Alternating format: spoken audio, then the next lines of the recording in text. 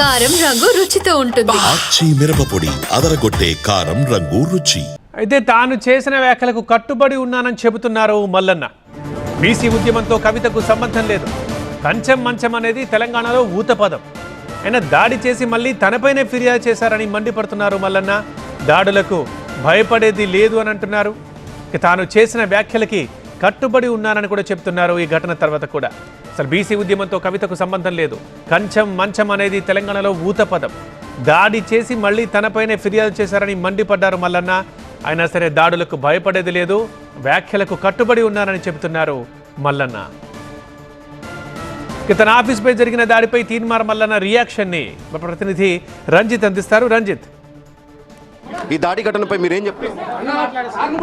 ఒకటి, మేము ఎప్పుడైతే తెలంగాణ రాష్ట్రంలో బీసీల రాజకీయ పార్టీ రాబోతుంది అని ప్రకటించిన కరెక్ట్గా 2 గంటల్లో మా పైన దాడులు జరుగుతూ ఉన్నాయి.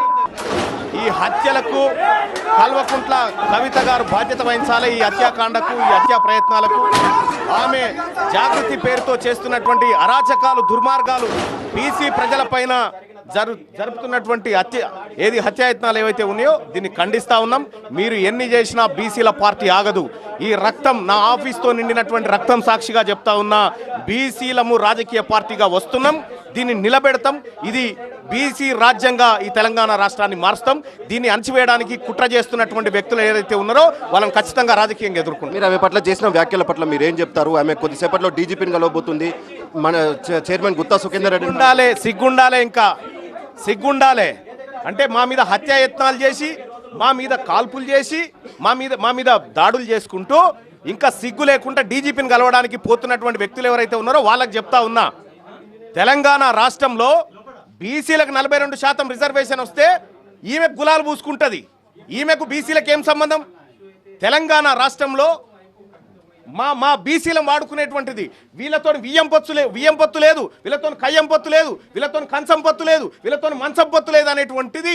మంచం పొత్తు అంటే వియ్యం పొందడము, పిల్లనిచ్చి పుచ్చుకోవడం అనేటువంటిది.